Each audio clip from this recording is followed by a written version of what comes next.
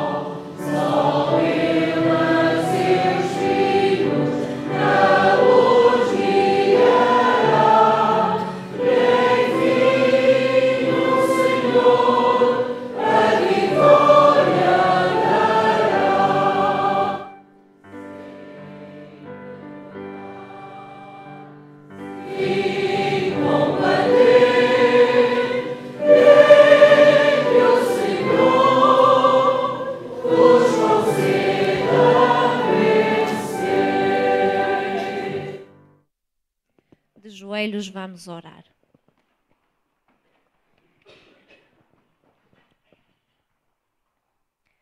Senhor, nosso Deus e Pai, queremos te agradecer, Senhor, neste momento, pela vida e saúde que dás a cada um de nós, pelo privilégio de estarmos na tua santa casa, neste teu santo dia, Senhor.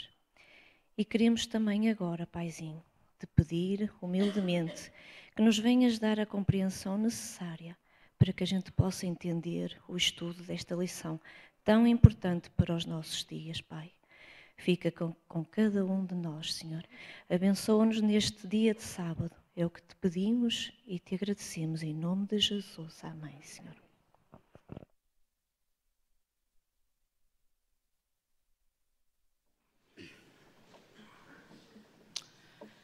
Bom dia, bom sábado a todos os presentes e aos que nos ouvem pela internet. Hoje, nos 5 minutos, vou-vos contar uma história que vem na Bíblia de 2 mulheres, uma mulher e uma adolescente, que têm a particularidade de os seus nomes só virem mencionados uma vez na Bíblia. Por volta do ano 43, em Jerusalém, os tempos eram difíceis para quem pretendia ser seguidor de Cristo. A perseguição aos primeiros cristãos, por ordem de Herodes da Agripa, já tinha efetuado baixas no povo cristão. Tiago, irmão de João, já havia sido morto à espada, e Pedro estava preso numa prisão de alta segurança e bem vigiado, e seria apresentado ao povo. Mas existia uma casa em Jerusalém em que a dona dessa casa, uma mulher de recursos, que inclusive tinha servos, a Bíblia não nos fala do marido, provavelmente seria uma viúva, e era nessa casa onde se reunia um grupo de cristãos para adorar a Deus e orar.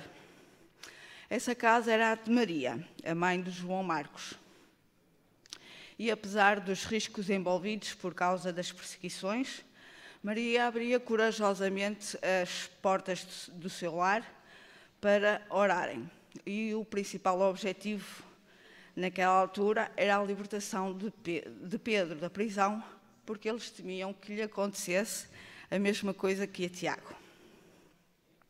Na noite em que Pedro foi libertado da prisão pelo anjo do Senhor, a primeira paragem que Pedro fez foi em casa de Maria, onde a congregação estava reunida, e bateu à porta. Diz a irmã Helena White, que no capítulo 15 de Atos dos Apóstolos, que naqueles momentos eles se encontravam em fervorosa oração por ele, Pedro. Quem veio à porta foi a serva de Maria, Ruth. Ouviu o que se estava a passar e reconheceu logo a voz de Pedro. E ficou tão alegre e contente, que em vez de abrir o portão para Pedro entrar, foi avisar os que estavam dentro de casa que Pedro estaria lá fora.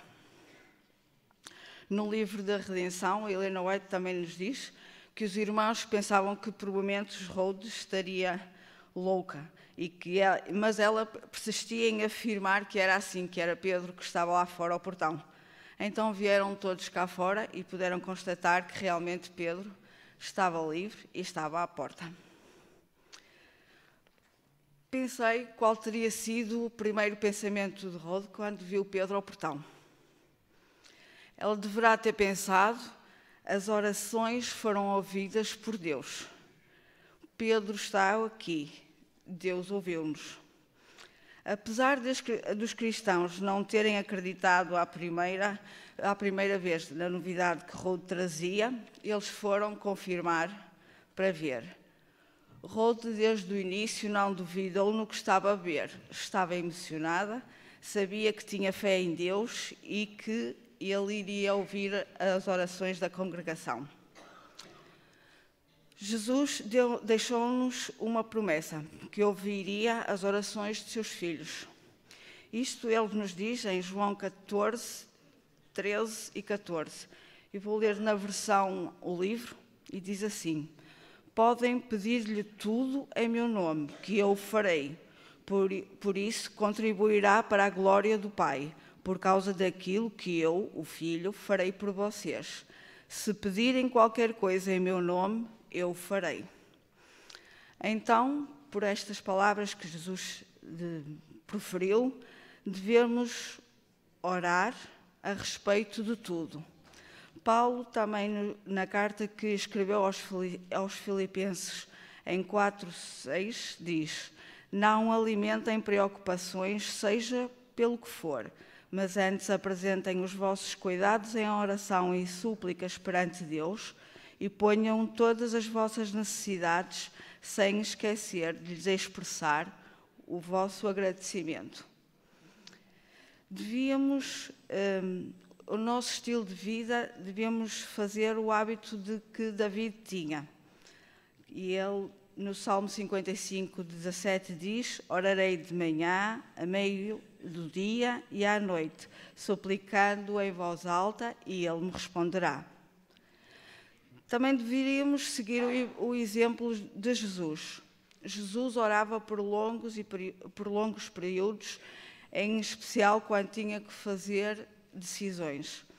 Em Lucas 6,12, ele nos diz: por aqueles dias, Jesus subiu a montanha para orar e passou toda a noite em oração a Deus. Em suma, devíamos orar sem cessar. É o que nos diz Tessalonicenses 5,17. Gostei da maneira como vem escrito este versículo na nova versão transformadora. Não deixem de orar. Quando enfrentamos desafios e aprovações, Tiago aconselha-nos em 5,13: algum de vocês está passando por dificuldades? Então ore. Alguém está feliz? Cante louvores. Ser como as mulheres da história de Atos 12, que oravam incessantemente e acreditavam que Deus iria protegê-las e agiria por forma a libertar Pedro da prisão. A minha oração esta manhã é que cada um de nós possa verdadeiramente ser uma mulher ou um homem de oração, como as mulheres da história de Atos 12, 1 a 17. Agradecemos à Paula, que veio representar o Ministério da Mulher.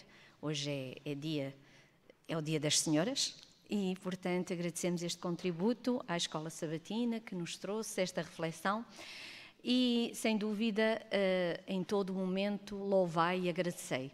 Eu muitas vezes penso que mesmo quando pedimos qualquer coisa, antes sequer de receber, já devíamos agradecer, porque isso é fé, não é? É crer, se nós pedirmos segundo a vontade de Deus, devemos crer que Deus nos dará. Irmãos, eu só estou aqui agora, neste momento, rapidamente, quer dizer, tanto quanto possível, que eu não quero tirar muito tempo à lição, para, no seguimento daquilo que eu falei na semana passada, vou pedir à técnica que nos coloque ali aquele esquema, exatamente. Aquilo que nós temos vindo a notar quando há lição em classes, em unidades de ação, é que as duas unidades do centro, portanto, estes bancos do meio ficam demasiado alargadas e nós queríamos concentrar, vejam como estão ali assinaladas a cor, não sei se nota muito, mas gostaríamos que, primeiro, repartir essas duas unidades em 3, para que sejam realmente menores, porque senão não é possível. Por mais que nós queiramos que as pessoas se concentrem no centro, acabaria sempre por extravasar. Também não pode ser muito sobre o comprimento, porque não fica muito longe do monitor. Portanto, vejam bem como está ali exemplificado. Aproveitando este banco, este que fica mais para cá, portanto, a primeira classe, ou unidade, ficará mesmo aqui na frente, fazendo com que aquelas duas unidades que estão de cada lado desloquem mais um banco, para estarem um bocadinho mais afastadas e por assim fora.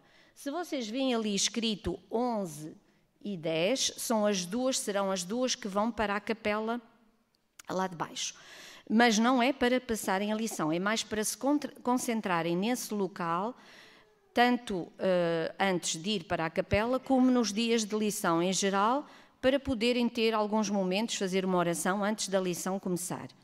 Porque gostaríamos que realmente, antes da lição iniciar, houvesse sempre aquele pequeno momento, 3 minutos, que seja, com o monitor de cada classe. E aquilo que nós tínhamos já pedido, e vamos continuar a colocar os cartõezinhos, mesmo na lição em geral, isto só será para iniciar em abril, no próximo trimestre. É evidente que agora não é possível, a meio de um trimestre, mudarmos tudo de repente, mas é para se irem habituando a esta ideia e continuamos a colocar os cartões para que vocês tenham esta noção.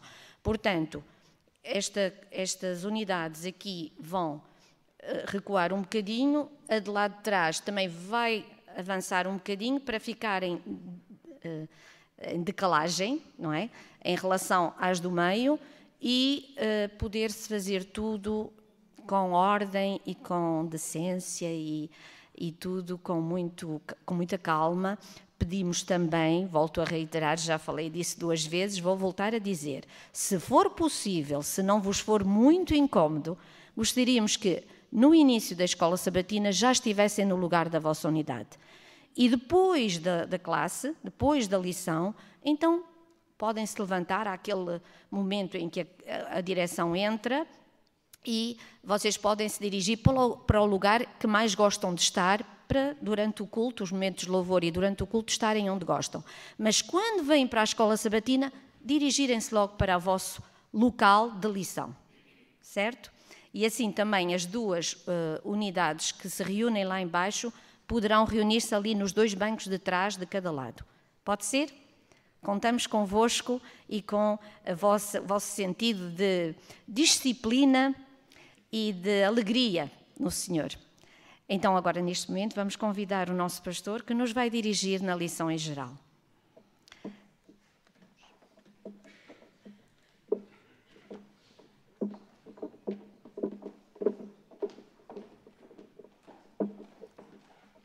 Muito bom dia a todos vós.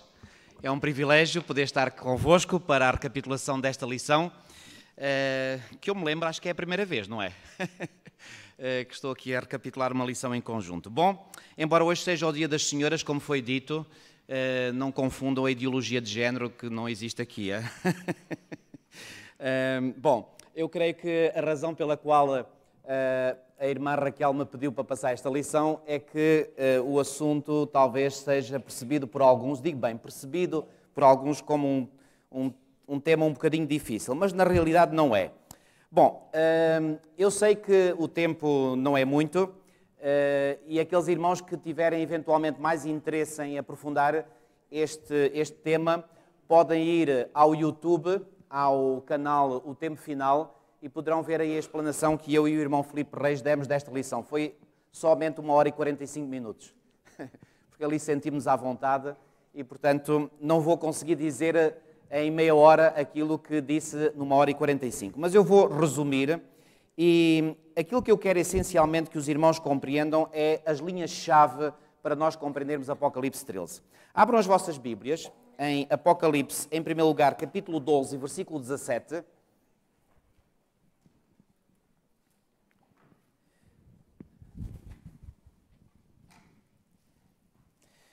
Apocalipse, capítulo 12 e versículo 17.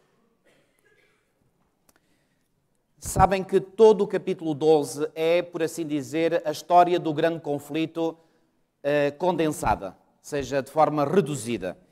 E o capítulo 12 termina com um versículo, que é precisamente o versículo 17, e nesse versículo 17 nos é dito o seguinte: irou-se o dragão contra a mulher e foi pelejar com os restantes. Há uma versão que diz com o remanescente da sua descendência, os que guardam os mandamentos de Deus e têm o testemunho de Jesus. Bom, ao longo do capítulo 12, nós verificamos que, vez após vez, o dragão só recolheu derrotas no seu currículo. Cristo foi sempre o vencedor. E mesmo quando parecia que a igreja ia ser derrotada pelo dragão, pois bem, Deus intervém, claro que sem a ajuda de Deus nada seria possível, Deus intervém e ajuda a mulher. E há aqui 2 elementos, não sei se repararam quando nós estudamos o capítulo 12, que particularmente vêm em socorro da mulher quando os ataques do dragão, que foram praticamente constantes. Mas há 2 momentos na história que são muitíssimo significativos. Um desses momentos é quando o deserto ajuda a igreja. A mulher foge para o deserto. Bom, todos nós sabemos que esta mulher é mulher no sentido simbólico, ok? Portanto, trata-se do povo de Deus. E a mulher é um símbolo que é usado tanto para o povo de Deus do Antigo Testamento, quanto para o povo de Deus do Novo Testamento. É o mesmo símbolo. É sempre o mesmo povo, o povo de Deus. Ok?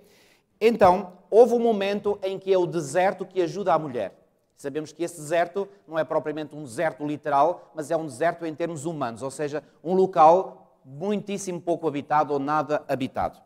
E nós sabemos que na história isso aconteceu quando o povo de Deus fiel, nomeadamente os hugonotes, os valdenses, eles viveram em sítios isolados deste planeta e aí puderam conservar a sua fé pura em Deus. Mas depois há um segundo elemento que vem em ajuda da mulher, e esse segundo elemento vem mencionado no versículo 16, que é a terra. Reparem, no versículo 16, os irmãos poderão perguntar, mas o que é que isto tem a ver com o capítulo 13? Já irei lá chegar. No versículo 16 de Apocalipse 12 diz assim: a terra, porém, socorreu a mulher, e a terra abriu a boca e engoliu o rio que o dragão tinha arrojado da sua boca.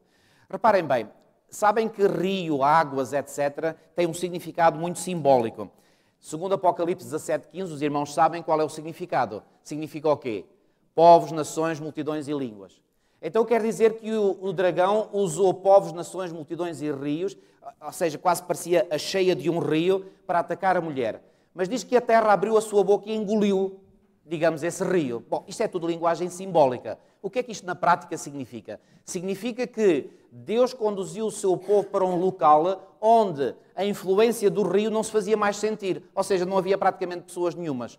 Qual foi o local geográfico na terra que pôde abrigar o povo de Deus num determinado momento da história? Pois bem, foi do outro lado do Atlântico.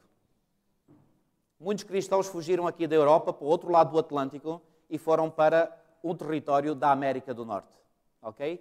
Esse território da América do Norte é a terra que aqui vem mencionada. Aliás, não deixa de ser interessante que o termo que é usado na língua grega para terra, aqui em Apocalipse 12:16, é o termo Eretz. E é esse mesmo termo Eretz que aparece no capítulo 13, no versículo 11, quando diz lá, ora venham ver comigo agora Apocalipse 13:11, vi ainda outra besta emergir da terra.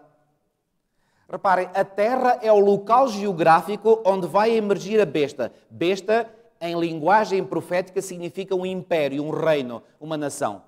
Então quer dizer que desse local geográfico, que é considerado aqui a terra, vai surgir um reino.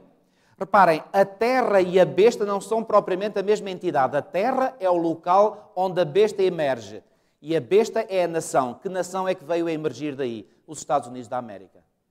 E realmente, para onde o povo de Deus fugiu para longe da influência do inimigo, foi para a América do Norte, para o Novo Mundo, como ficou conhecido. Sabem, já agora, um pormenor que eu descobri não há muito tempo, sabem quem é que descobriu a América? Todos nós sabemos, a história diz isso claramente, Cristóvão Colombo. Sabem que há pouco tempo eu descobri que Cristóvão Colombo ele fez erros. Reparem, há coisas absolutamente fantásticas. Quando nós estudamos, às vezes, a intervenção de Deus na história, nós ficamos a perceber a mão de Deus a guiar as coisas. Reparem, foi um erro que foi consentido por Deus. Eu estou certo disso. Reparem, qual era o grande objetivo dos europeus nessa altura, incluindo os portugueses? Era encontrar o caminho marítimo para a Índia. Ok? E porquê? Bom, havia muitos interesses comerciais em jogo. Digo bem, interesses comerciais. Não era tanto interesses científicos, eram interesses comerciais. Sabem porquê? Já ouviram falar na Rota da Seda, que agora a China quer reativar? Façam uma busca, por exemplo, na internet e vejam nova Rota da Seda. Ui, vocês veem os planos que os chineses estão a fazer para reativar essa chamada Rota da Seda. A Rota da Seda era uma rota comercial que havia no passado e que agora quer ser reativada e que conduzia, portanto, os produtos comerciais do Oriente aqui para a Europa. Ora, os produtos da Índia, que eram sobretudo especiarias, que não havia aqui na Europa, vinham através dessa rota comercial aqui para a Europa. Agora reparem, a rota comercial entrava na Europa pelo leste, certo? E quando chegava aqui a Portugal, pois bem, já os produtos vinham caríssimos, porque já tinham passado por todos os países, cada país punha a sua tarifa em cima e os portugueses compravam esses produtos caríssimos. Então, os nossos antepassados começaram a pensar assim, espera lá, e se a gente fizesse ao contrário? Em vez dos produtos entrarem do lado oposto, vão entrar na Europa aqui pelo lado ocidental. Então eles queriam ir à Índia pelo mar, para depois pôr os produtos na Europa aqui do lado ocidental, e agora eram eles que ganhavam todos os lucros vendendo para o leste. Ideia inteligente.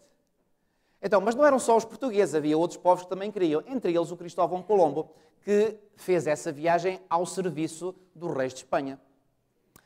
Agora, ele fez cálculos, reparem, nessa altura estávamos a assistir, portanto, ao período chamado do Renascimento, não é?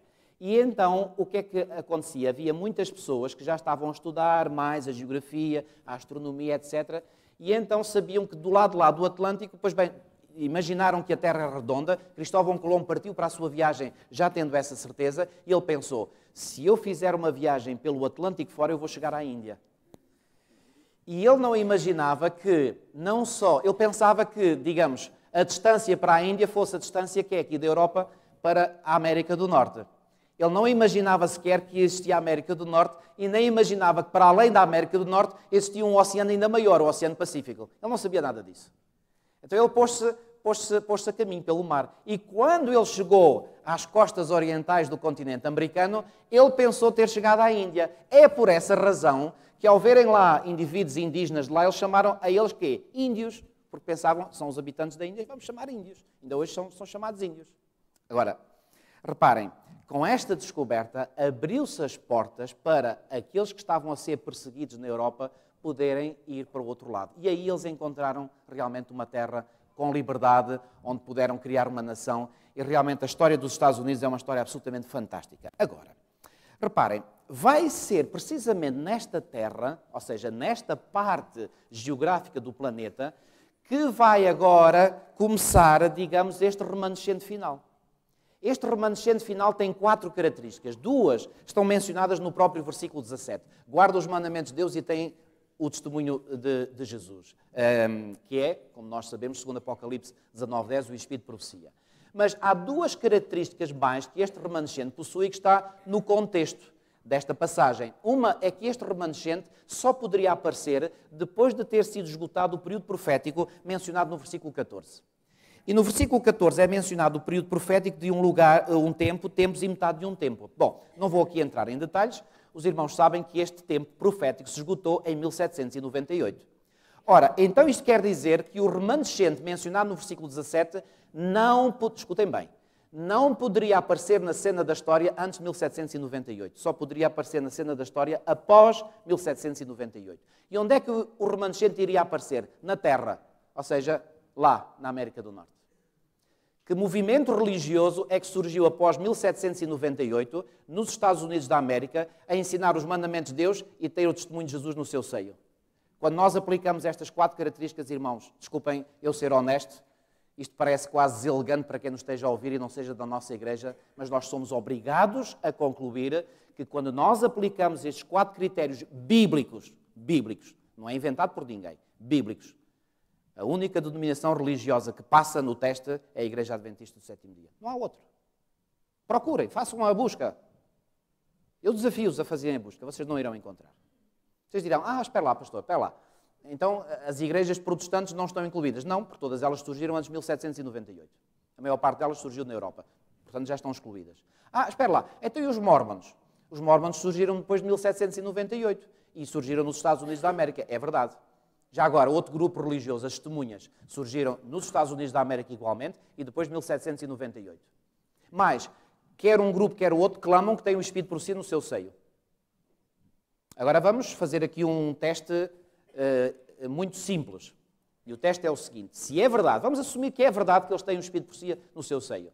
Porquê é que o profeta que eles supostamente têm não os ensinou a guardar os mandamentos de Deus?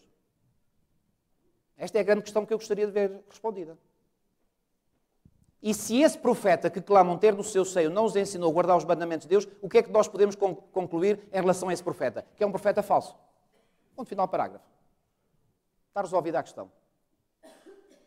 Ou seja, nem tem o Espírito de profecia, nem guarda os mandamentos de Deus. Estão fora. Questão. Qual é a única denominação religiosa, o único grupo religioso que tem estas 4 características? Volto a afirmar, a Igreja Adventista do Sétimo Dia.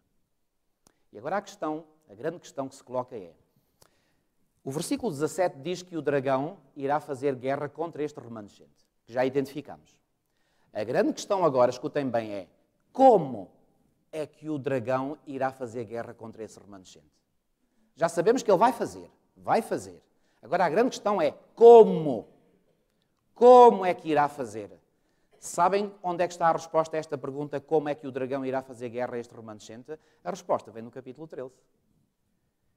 E o capítulo 13 apresenta-nos 2 bestas, e são essas 2 bestas que irão ser usadas pelo dragão para fazer a sua luta final contra o remanescente. Está explicado já, digamos em poucas palavras, o capítulo 13, que é o objeto de estudo da lição da Escola Sabatina desta semana. Então quer dizer que esta besta que sobe do mar, que ainda não falámos nela, vamos falar, e a segunda besta que emerge da terra, já identificamos, que é os Estados Unidos da América, estes dois poderes, estas duas nações, estes dois impérios, juntos irão ser usados pelo dragão para fazer exatamente a luta contra o remanescente. O remanescente, volto a dizer, que já identificámos há pouco. Bom, não tenho muito tempo para entrar aqui em pormenores para nós identificarmos que realmente, mais uma vez, se quiserem entrar em pormenores, vejam o vídeo que eu vos falei há pouco. Mas eu gostaria de chamar a atenção para alguns detalhes aqui mencionados. Vamos a Apocalipse 13, versículo 1, e diz assim: vi emergir do mar, atenção, mar é o mesmo significado que rio, significa um local onde existem povos, nações, multidões e línguas. Ok? Vi emergir do mar uma besta que tinha 10 chifres e 7 cabeças. Pergunto, esta descrição desta besta com 10 chifres e 7 cabeças faz-nos lembrar o quê? Ainda não foi há muito tempo que estudámos o capítulo 12, certo? E o capítulo 12 fala-nos de um dragão, no versículo 3. Ora, venham lá atrás ao capítulo 12, versículo 3. Diz assim: viu-se também outro sinal no céu. Porquê outro? Porque já tinha sido mencionado um sinal no versículo 1, que era a mulher vestida com o sol, com a lua debaixo dos pés, etc. Agora, esse outro sinal no céu que João viu em visão foi de um dragão grande, vermelho, com quantas cabeças e quantos chifres? Ora, leiam lá. 7 cabeças e 10 chifres. Quantas cabeças e quantos chifres tem a besta que emerge da terra, de Apocalipse 13? É o mesmo número. É ou não é? Então o que é que isto imediatamente nos faz chegar à conclusão? Que esta besta que emerge da terra é semelhante a esse dragão. Bom entendedor, a minha palavra basta. Agora a grande questão é também, então, mas, espera lá, pastor, não estou a perceber muito bem. Então, mas esta besta diz que é um poder, não é? Besta significa em linguagem simbólica um poder. Então, mas este poder é igual ao dragão? Bom, deixem-me dizer-vos que o dragão, o Apocalipse não esconde, nos identifica claramente quem é esse dragão. Reparem, capítulo 12, versículo 9, diz-nos: e foi expulso o grande dragão, e depois entra em mais detalhes, a antiga serpente que se chama Diabo e Satanás. Pergunto, está identificado sim ou não o dragão? Claramente identificado, mas há mais.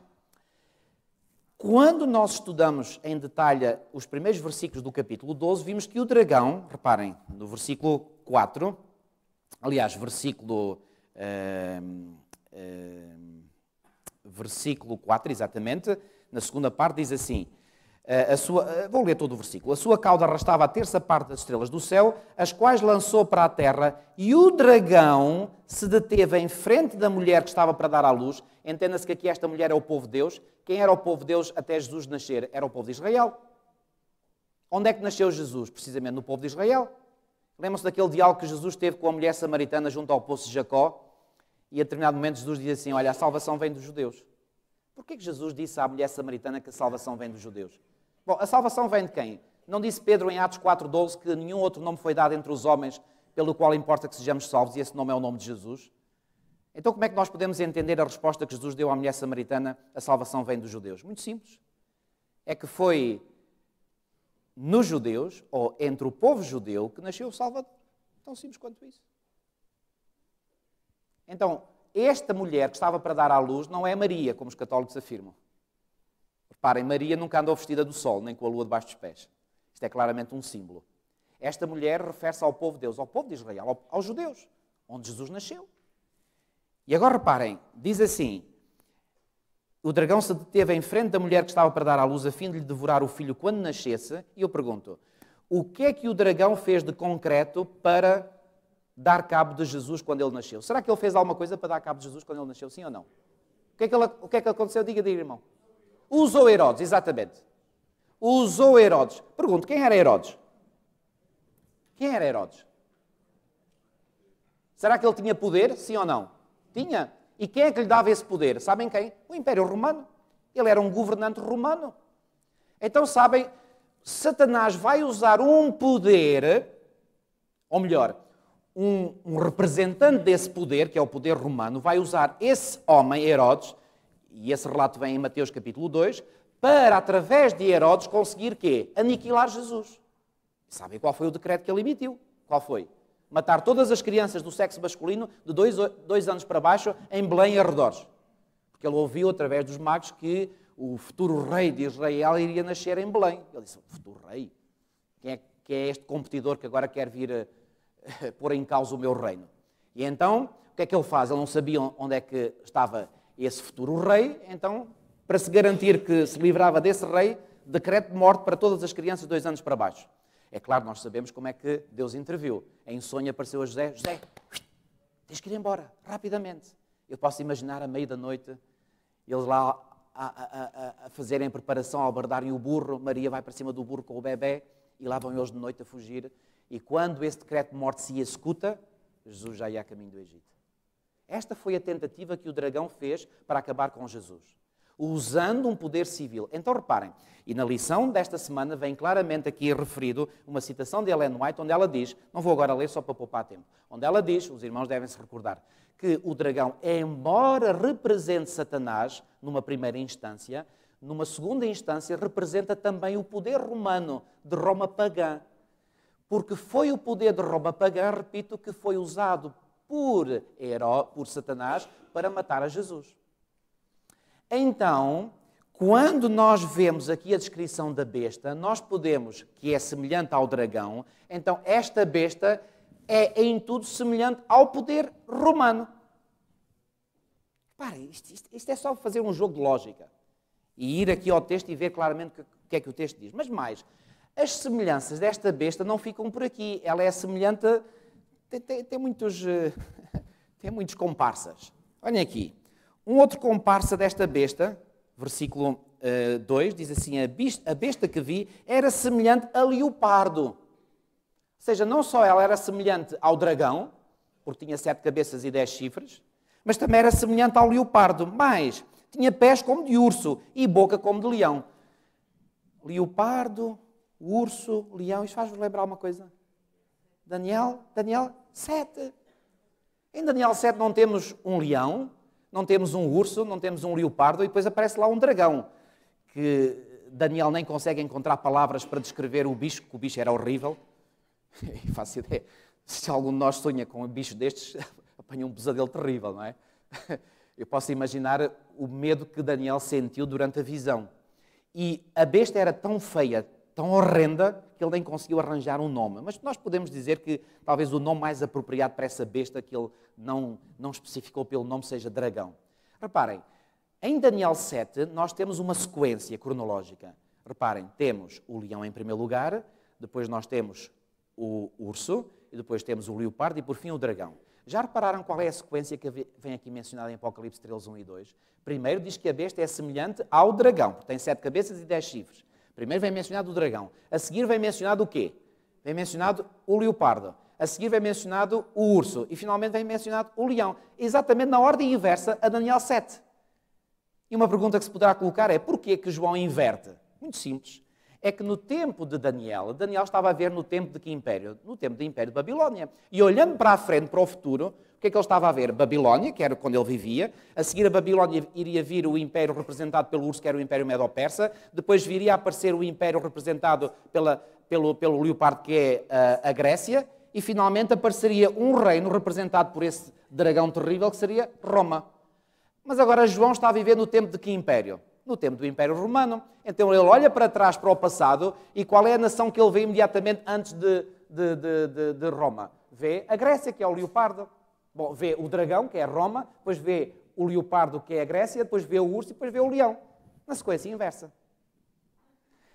O que é que isto nos diz acerca desta besta que emerge do mar? Reparem, isto é absolutamente fascinante. Esta besta que emerge do mar consegue reunir num só pacote, digamos assim, vou usar esta linguagem, num só pacote, o melhor entre aspas, o pior de cada um destes impérios que antecedeu. Ou seja, consegue reunir o melhor de Babilónia, consegue reunir o melhor da Medo-Pérsia, consegue reunir o melhor, entendam, estou a dizer melhor entre aspas, ou seja, o pior. Consegue reunir o pior da Babilónia, o pior da Medo-Pérsia, o pior da Grécia e o pior de Roma pagã. É verdade. Isto é uma coisa impressionante. Ou seja, este poder consegue conglomerar no seu seio as piores características de todos estes impérios que existiram na Antiguidade e que fizeram luta contra o povo de Deus. É caso para dizer, isto é obra. Que poder é este que tem características de Roma pagã, tem características de Babilónia, tem características da Grécia, tem características da Medo-Pérsia? Que poder é este? Sabem, não tenho tempo de entrar em mais detalhes, mas vou-vos dizer uma coisa, irmãos. Todos os reformadores protestantes, todos sem exceção, todos eles. Eu tenho lá um livro onde tem várias citações desses reformadores e todos esses reformadores sem exceção, repito, sem exceção. Porquê é que eu estou a querer enfatizar isto? Porque isto não é uma descoberta dos adventistas do sétimo dia. Todos os reformadores protestantes identificaram este poder representado pela besta que sobe do mar como se referindo ao papado católico romano. Todos eles, sem exceção. Todos eles. Se vocês hoje forem perguntar aos protestantes o que é que eles acham, agora o cenário é completamente diferente. Aliás, o que vai ao encontro também da interpretação profética que nós fazemos de que o protestantismo está mesmo em quê? Em apostasia.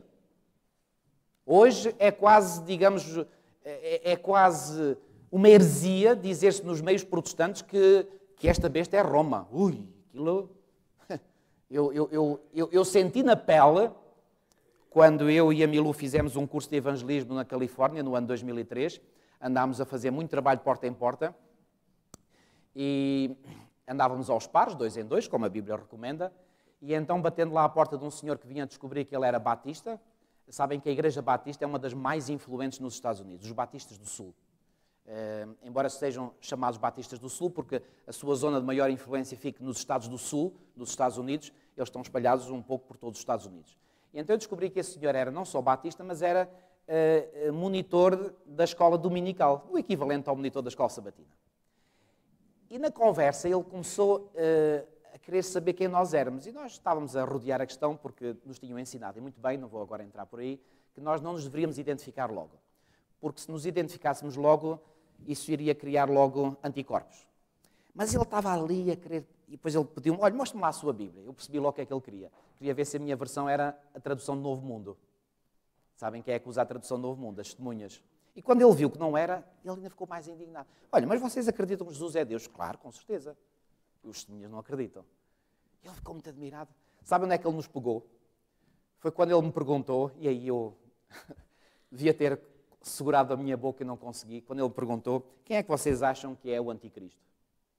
E quando eu disse que nós consideramos que o anticristo é o sistema papal, meu amigo, eu vou-vos dizer, o homem não me deu um enxurro de porrada porque simplesmente os anjos de Deus estiveram ali para me proteger. Bom, aquele homem, eu vou-vos dizer, eu olhei para a figura, para a cara dele, ele ficou desfigurado. Ele ficou desfigurado. O que é que você está a dizer? Ponha-se já embora daqui para fora. Caneco. O homem ficou bravo, vermelho, ele estava furioso. Disse ao senhor, tenha calma. Você não me fez uma pergunta, eu simplesmente respondi à sua pergunta. Se você não concordar comigo, tudo bem, mas pelo menos eu respondi à sua pergunta. Ele aí ficou assim um bocado abananado e lá se conteve. E isto, atenção, não foi um católico que ficou furioso por eu ter dito isto, foi um protestante. Acabou. Essa interpretação não existe mais entre os protestantes. Os únicos protestantes hoje que ainda mantêm esta interpretação e de forma oficial são os adventistas do sétimo dia. Agora, vamos resumir. Quanto tempo é que eu tenho ainda? 10 minutos? 5? Era bom, irmão. Era bom para mim, para vós é que não. Bom, vou resumir.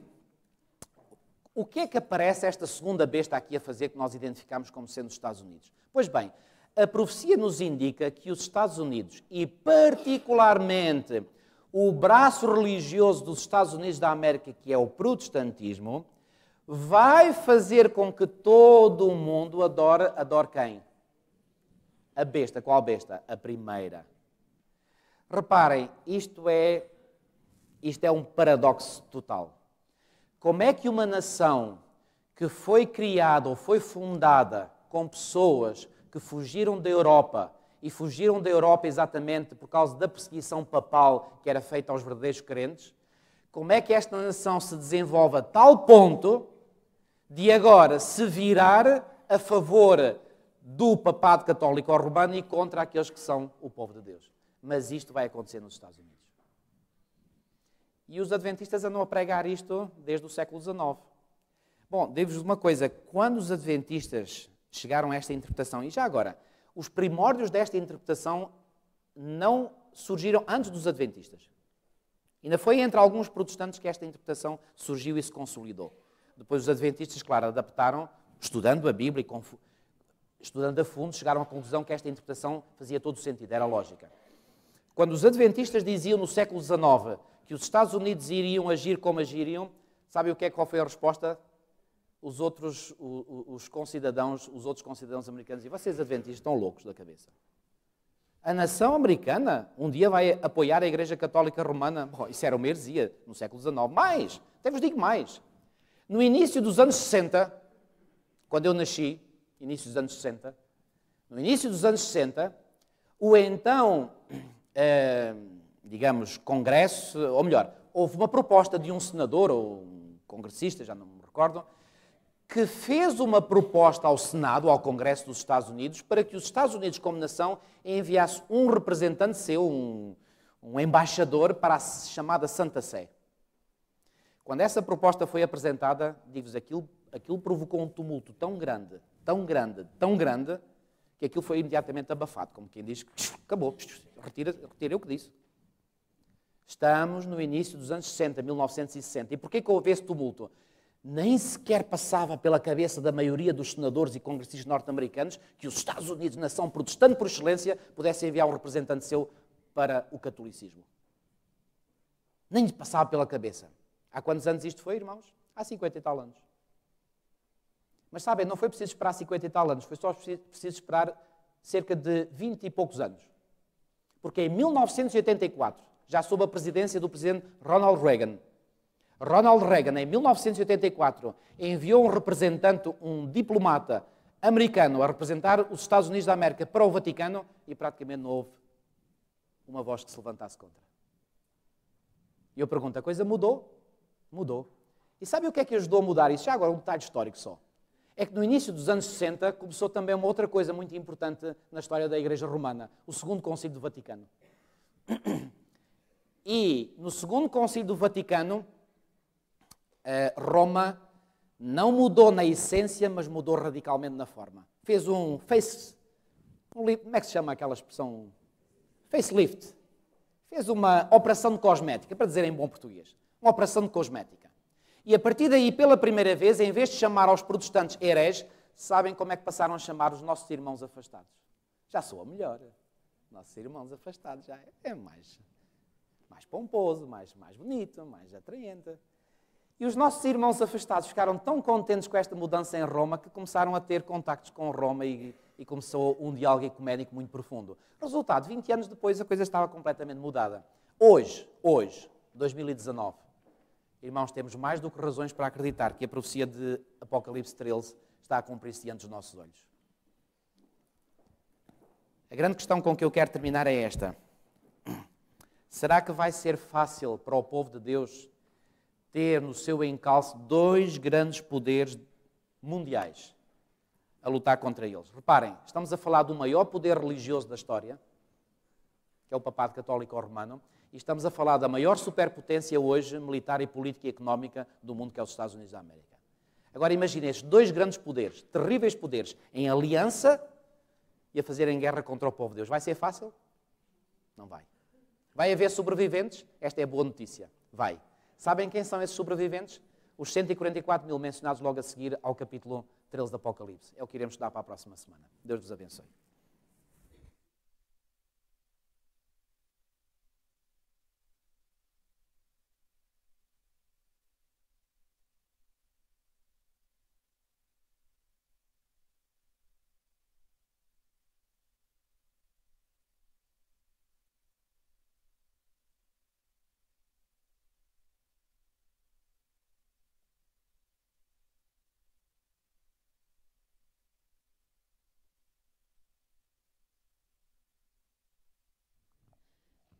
Muito bom dia. Muito bom dia a todos. Iremos cantar uma música muito simples, muito conhecida, e hoje, como estamos a comemorar o Dia Internacional da Mulher Adventista, eu queria dedicá-la a todas as mulheres, mas hoje em especial a uma mulher que está aqui presente, que faz anos hoje e completa uma idade muito bonita. Não vou dizer o nome nem a idade, que eu não sei se ela quer, mas é dedicada a todas as mulheres, em especial para ela. Que Deus a abençoe. Este hino são palavras de Jesus. Esta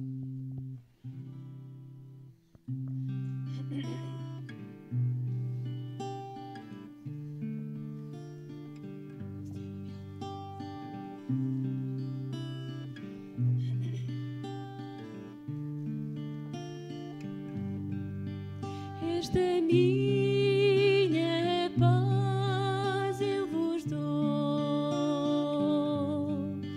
paz que o mundo não pode dar,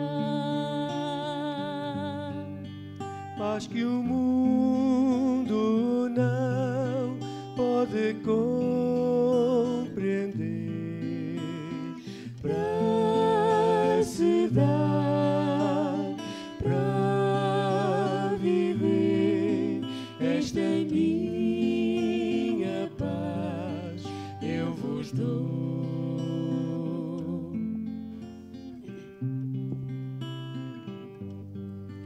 Esta minha fé eu vos dou. Fé que o mundo não pode dar, Fé que o mundo não pode compreender, para se dar, para viver. Esta minha fé eu vos dou.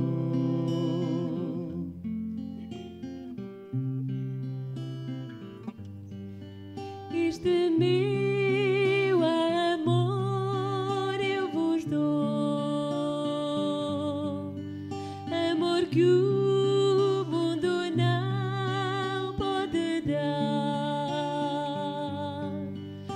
Amor que o mundo não pode compreender, para se dar, para viver. Este meu amor eu vos dou. Este meu amor eu vos dou.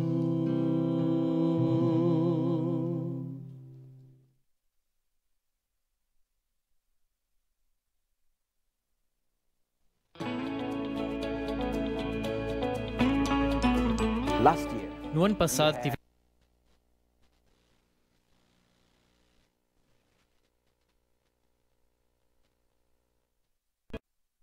da juventude. Este edifício costumava ser um bar barulhento, mas depois a Igreja Adventista tinha outros planos para ele. Desde então, o bar foi transformado num centro urbano de influência no centro da capital da Moldávia, Chisinau.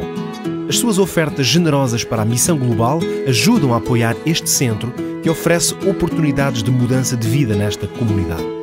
O bar perturbava o ambiente do bairro, mas hoje os membros da comunidade apreciam os seus programas holísticos e os serviços médicos disponíveis aqui e envolvem-se regularmente. Na frente do edifício encontraremos voluntários que distribuem e vendem livros sobre saúde e espiritualidade. Eles cumprimentam os transeuntes e convidam-nos a participar de várias aulas e eventos ao longo da semana.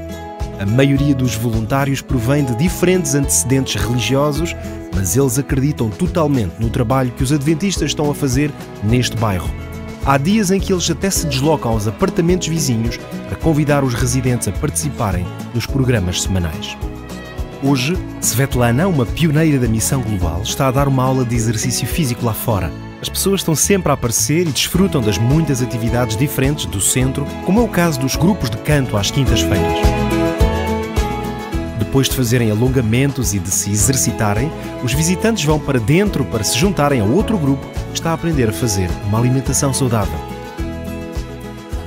Eles provam comidas diferentes, falam sobre os benefícios de uma alimentação equilibrada.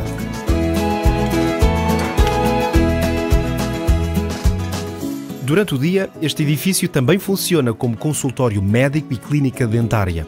Vyacheslav é o médico que trabalha neste consultório. Quando era mais novo, foi toxicodependente e ninguém acreditava no seu potencial. Mas um dia ele conheceu um adventista que quis ser seu amigo Este novo amigo fez Vyacheslav sentir-se acarinhado e incentivou a ler a Bíblia. Seguiu o conselho do amigo e sentou-se na esquina de um bar todas as noites a ler a Bíblia. Ele gostava das histórias e, com o passar do tempo, compreendeu que não queria mais aquele estilo de vida. Vyacheslav aceitou Jesus no seu coração e começou a frequentar a Faculdade de Medicina. Apesar dos imensos desafios, ele foi o melhor aluno da turma e agora trabalha no Centro Urbano de Influência da Missão Global durante a semana. Ao sábado, é também pastor da igreja. Vyacheslav convida frequentemente os seus pacientes a participarem nas atividades do centro, incluindo estudos bíblicos regulares, e muitos deles participam. Alguns visitantes que assistem aos outros programas do centro também querem voltar para aprender sobre a Bíblia. Devido aos esforços de Svetlana e de Vyacheslav, à dedicação dos funcionários e voluntários do centro e ao seu apoio, a congregação da igreja tem vindo a aumentar. Os membros da igreja na Moldávia agradecem por apoiar a Missão Global. Por favor, continue a orar e a contribuir para os projetos da Missão Global, como este. As estrofes do hino número 155, Vive em mim.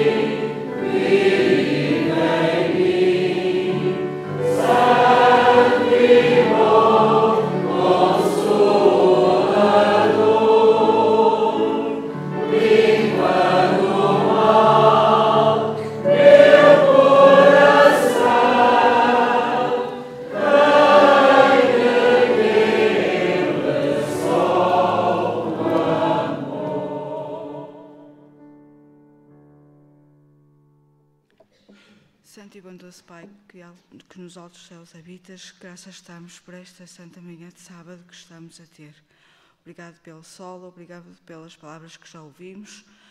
Bem-nos abençoar, está connosco no resto das atividades deste dia. É tudo o que te pedimos, em nome de Jesus. Amém.